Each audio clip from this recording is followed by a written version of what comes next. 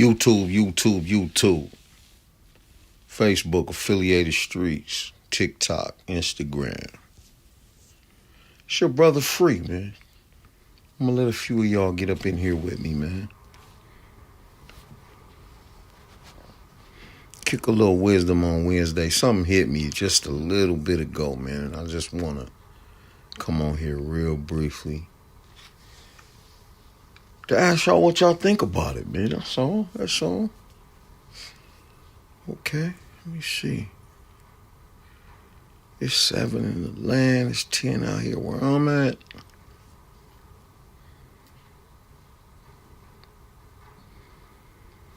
Yeah. So, yeah, I had a good day, man. Out in the field being a soldier like I am. Teaching and training, dealing with our people, what I do. At least five days out of the week, I try to do that. So I got one in here. I only got that many in here like I normally. On this, going in on my phone, it usually be more. But let me just start, man. I'm going to just go on and start and leave the video out here in the land, right? Listen. So these conversations that we keep hearing about the state of gangbanging, primarily with the Crips. And that's, an area that I talk about because it's in my history. And I always reflect on, like, the last part of Tookie's life. And I always reflect on what his activities were. Some people say things along the lines that he was, the redemption aspect of Tookie was him trying to appeal to kind of the court system to give him clemency and things of that nature, man. Like he was doing good for the benefit of doing the good work, right? I can't judge his heart on that, right? All I can see is the good in it. I can't say yay or nay as to what his motivations were. But what I do say is that you can't say Tookie wasn't a Crip when he transitioned.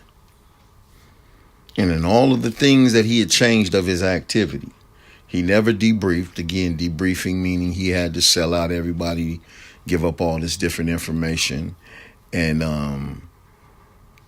renounce being a Crip. He never did any of that. And he continued to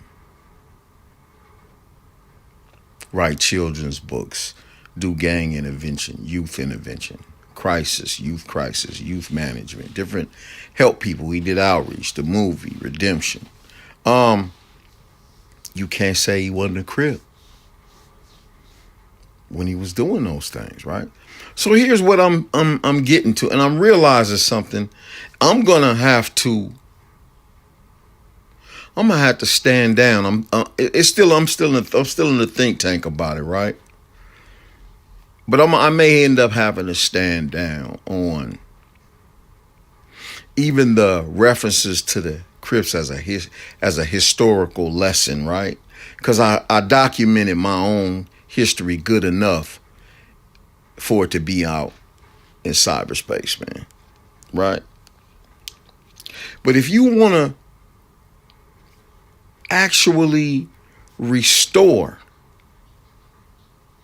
this is what I think a lot of the G's understand already about what it's going to take to restore Cripping, Pyruing, brimming, blooding, whatever you want to call it, right? That activity. Because it was a brotherhood. It was, gangs are a form of brotherhood, right? And if you want to restore them to what the intent, there was never a glory moment where you could say we had arrived at a point that we could glorify the activity, the involvement, the connection to these street organizations that we end up calling gangs and things of that nature, right? There was never really a glory moment in that.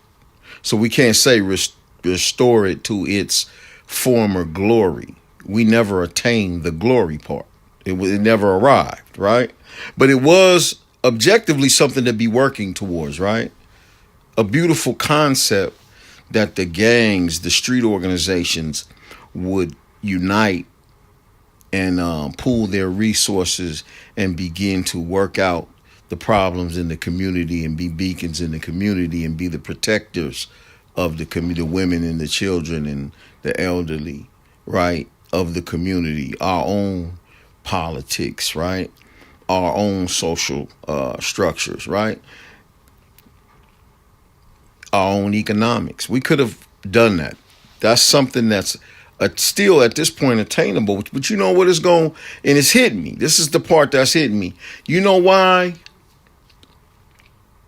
That's an abstract concept to everybody like that's talking about it. Like it's unattainable. We won't be able to achieve it. Because ain't nobody ready to die for it. So we just talking about it. Nobody is ready to put their life on that. Like we used to put our life on it when we said crip or die. Remember that? Remember that it was all or nothing, right? In the negative, and whatever level of degree of violence we had to get to, that's what we went to, right? In furthering the ignorance, that was our commitment level. So we hear brothers get on here, and no disrespect to nobody, man, but we hear homies, man, get on here talking about the glory of cripping and what we're going to return it to. When was it ever glory? What was the glorification point? I missed it. When did we ever reach the glory moment? And what was it by design, ideologically? Like, because I know we never really attained it, but just as an idea, what was the scope of it? What was it supposed to look like? Right? And if we determined at this point that we want to make it that, right? Y'all know what that is. Right? Who's going to make a sacrifice like that? Who's going to come back after basically leaving it, right? Going on to become a better man to your wives and your children and an activist in the community and, trying to attain some level of degree of morality and righteousness in your life, right? Who's going to come back and take these deviants to war, to reestablish, to take charge of and control over the brand? Who's going to do that? That's the price that got to be paid to achieve said goal. Without that, even the commitment in the heart, say, man, I'm finna, we got to line up and be ready to die for this thing, right? And without that level of commitment, we all just talking, y'all. We just talking, man. We miss a thing that we used to enjoy. It's no longer here. Not that it couldn't be reestablished, but the price is too high. That's the truth of the matter, man. Because the way we would have to get in the streets right now to restore that, the way we would have to do that, we all still qualified to do that. Yeah, probably even more qualified because we wiser now. Yeah, we know a whole lot more about, intel and how to move now than we did then. We're not so reckless now. We're not so driven and by emotional responses and unintelligent emotion and things of that nature. That's not necessarily where we at in our development right now. So if we were to go after a thing like that, just understand, we know it would still be at the expense of our lives. And we don't see the value in it. That's the truth of the matter. I just wanted to say that, man. Knock it off, y'all. Come on now. I'm at a point where I'm finna let it go, man. I'm gonna let that conversation go and just develop this negative into the positive picture that I'm striving for already. That's where I'm at, man. It's your homeboy, F.R.E Evolved, man. Original West Side Playboy Gangsters, man.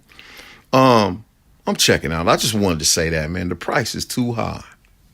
And that's why we won't be able to put what was it, Humpty Dumpty back together again. Because we don't want to die to do it. That's the truth of the matter, man. Who want to put their life into that? We don't see the value in it. It's your brother, man.